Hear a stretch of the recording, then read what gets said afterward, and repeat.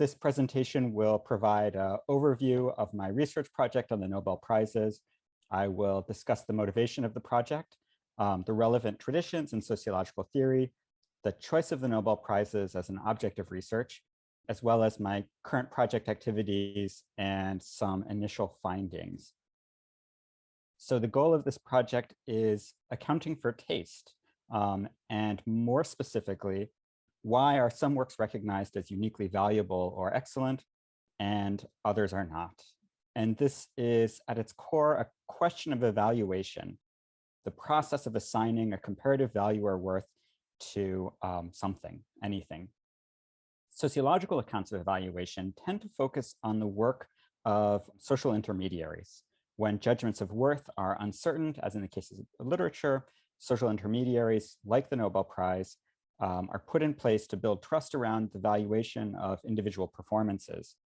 But how do the intermediaries themselves arrive at a shared hierarchy of value?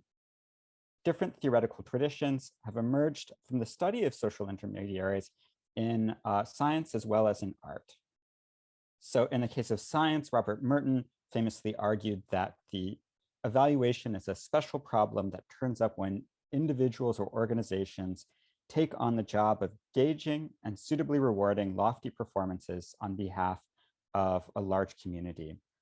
The problem from Merton's perspective is that there are many lofty performances and no fixed standard for determining which is the most significant. The result, among others, is that eminent scientists tend to get disproportionately great credit for their contributions to science, a phenomenon that Merton famously called the Matthew effect. Putting this into more abstract terms, Merton argues that evaluations are the product of social interactions. Each successive accolade sends a signal about the worth of the laureate. In this way, past prizes, grants, and citations lead to future rewards. Merton's theory implies that evaluations are fundamentally dynamic and unpredictable. Small initial differences, either in quality or recognition, can become magnified over time and lead to large differences in final outcomes. Merton also specifies that such evaluations are made on behalf of a large community, and this is sort of right at the very end of the definition I gave you earlier, but the concept of community is critical here because the process that Merton describes only works if one is willing to put a great deal of trust in the judgment of others. If one relies entirely on one's own judgment, the process breaks down. And while Merton devised his theory within the sociology of science, similar processes have been described, of course, in the study of art.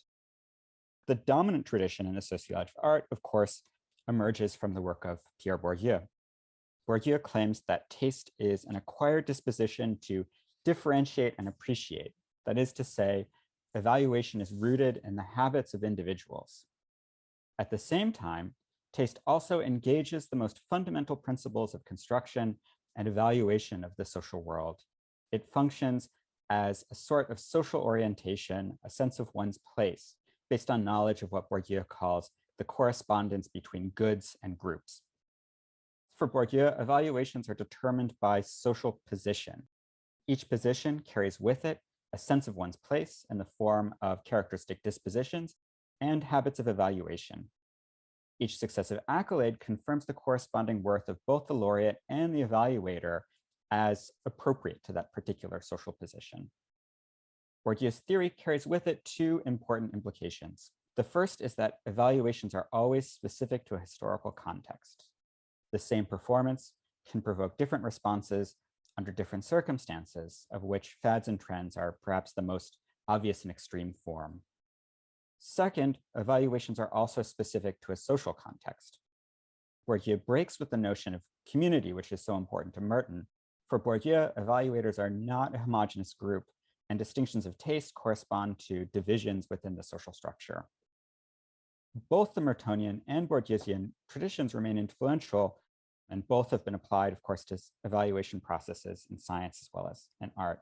Unfortunately, both contradict each other.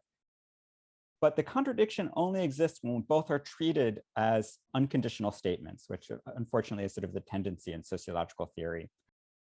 Instead, it may be the case that there are some parts of the social world that look like a Mertonian evaluation process, and others that look like a Bourdieusian one. Even different parts of the same evaluation process may look more or less Mertonian or Bourdieusian. The question is then, can we begin to identify scope conditions under which each theory applies, and whether these conditions systematically vary in evaluations of literature and science? This is less a theoretical problem, I want to suggest, than it is a data problem, insofar as it requires a lot of information about multiple kinds of comparisons. The Nobel Prizes are an exceptionally interesting site to investigate these questions. The Nobel Prizes are the oldest and most significant prizes in science and culture that are also fully contemporary, in the words of James English. They treat literature, physics, chemistry, and physiology or medicine as special, distinct, and indeed transcendent domains. The prizes draw to themselves diverse agents with shared interests in establishing a population of literary and scientific immortals. In doing so, they also lend themselves to direct comparisons between science and art.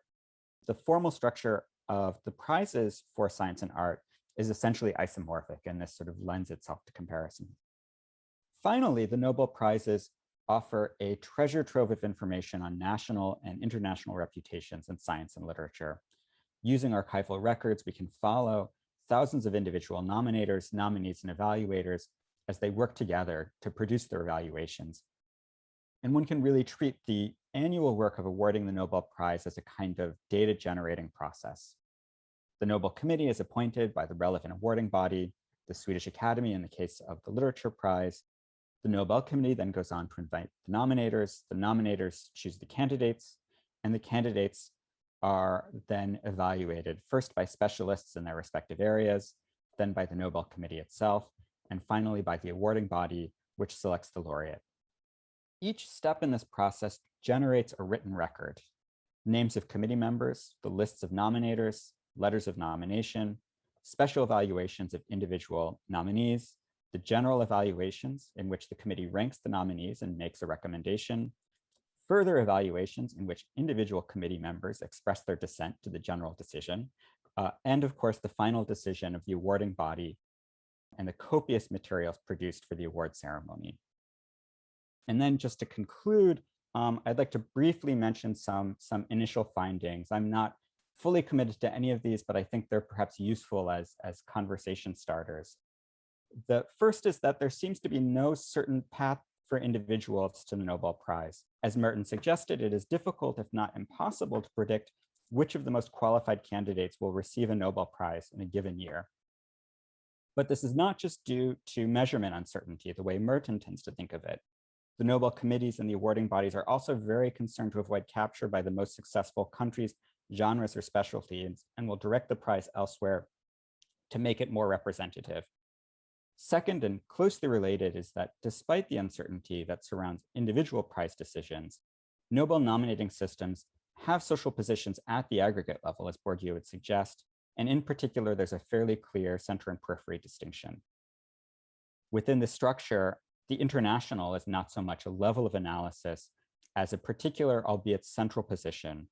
Peripheries are distinguished by consisting of minor countries, minor genres, and specialties, but even major countries tend to divide into nationally and internationally oriented groups. Again, there are national positions versus international positions, even within the sort of major Nobel countries, France, Germany, England, the United States. And then finally, prizes do vary, but mainly in the degree of consensus among participants. And this is not simply a division between science and art. While it is true that there's far more consensus overall among physics nominators than literature nominators, at, say, the national level, literature nominators tend to display very high levels of consensus. This is, again, this sort of association of particular authors to particular countries starts even within the nomination process and not simply in the reception of the decision. And science nominators can be deeply divided as well. And in this way, evaluation processes in science and art can be usefully compared to one another, but to do so, it is essential to have an overview of the entire evaluation system.